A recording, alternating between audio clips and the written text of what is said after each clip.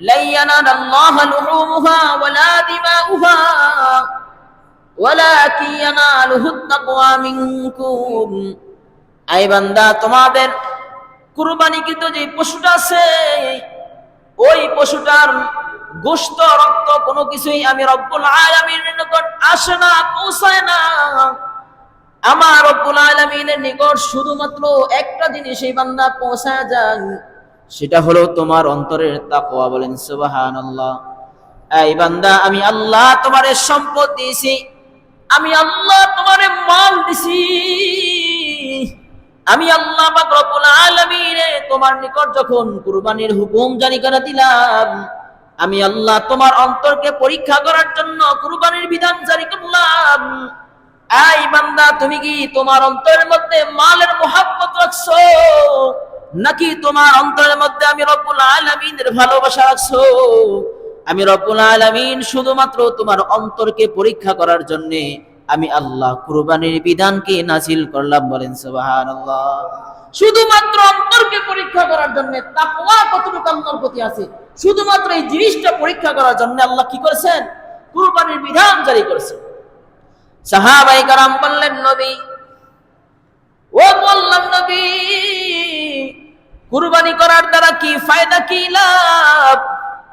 আল্লাহর নবী সাল্লাল্লাহু আলাইহি ওয়াসাল্লাম বলেন, কুরবানি হলো সুন্নাত আবিকুম ইব্রাহিম আলাইহিস সালাতু ওয়াস সালাম। এই কুরবানিটা হলো তোমাদের জাতির পিতা ইব্রাহিম আলাইহিস সালাতু ওয়াস সালামের একটি সুন্নাহ। সাহাবীরা প্রশ্ন করলেন, নবী, আমরা যদি সুন্নাতকে পালন করি তাহলে কি লাভ, কি ফায়দা? আল্লাহর নবী সাল্লাল্লাহু আলাইহি ওয়াসাল্লাম বলেন, ও সাহাবীরা শোনো, তোমরা যদি কুরবানির পশুকে জবাই করো, তাহলে আল্লাহ পাক রব্বুল আলামিন ওই পশুর শরীরে যতগুলি পশম আছে, সবগুলির পশমের বিনিময় আল্লাহ এক একটা পশমের বিনিময় এক একটা নেক আমল নামায় দান করবে। এক একটা পশমের বিনিময় আল্লাহ এক একটা আমল নামায় নেক দান করবে। সাহাবারা প্রশ্ন করলেন, নবী, ও আল্লাহর নবী, আমরা যদি ভেড়া এবং ছাগল, দুম্বা যদি জবাই করি তাহলে কি একই ফায়দা?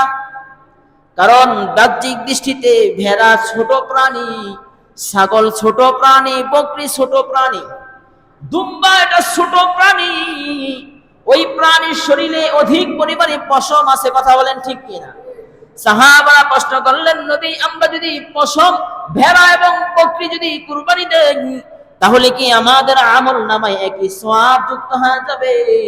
আল্লাহর নবী সাল্লাল্লাহু আলাইহি ওয়াসাল্লাম বলেন, তোমরা যদি ভেড়া এবং দুম্বা এমনকি তোমরা বকরি যদি কুরবানি দাও, ওই পশুটার শরীরে যত পরিমাণ পশম আছে, প্রত্যেকটা পশমের বিনিময় আল্লাহ আমল নামায় একটা করে নেকি দান করবে। ভেড়া এবং দুম্বা যে প্রাণীটাই কুরবানি দেন, ওই প্রাণীটার পশমের পরিমাণ সওয়াব আল্লাহ আপনার আমল নামায় দেন। সুবহানাল্লাহ। এজন্য সাহাবায়ে কেরাম এমন চাইতো, তারা প্রত্যেক কুরবানির সময় তারা পশু কুরবানি দিত। কারণ সাহাবায়ে কেরামের জিন্দেগি ছিল নেকের জিন্দেগি। সাহাবায়ে কেরাম যেখানে নেক দেখতেন, যেখানে আমল দেখতেন, সেখানে নিজের সর্বোচ্চ বিলিয়ে দিয়ে সেখানে আমল করতেন। সাহাবায়ে কেরাম এত পরিমাণে আমল করতেন, আমরা তো যার নেশাব পরিমাণ মালের মালিক, সেও আমরা কুরবানি দিতে চাই না। কেন চাই না? বলে সম্পদের মায়া, আমরা শুধু ফাঁক ফোকর বিচারি। কথা বলেন ঠিক কিনা? কিন্তু সাহাবায়ে কেরাম ছিল ভিন্ন।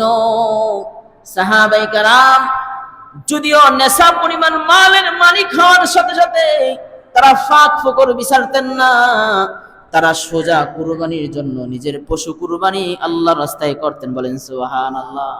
সাহাবায়ে কেরাম নিজের পশুকে আল্লাহর রাস্তায় কুরবানি করতেন। তারা বলতেন যে কুরবানির দিন আসলে আমরা সকলেই কুরবানি করতাম। বলেন সুবহানাল্লাহ।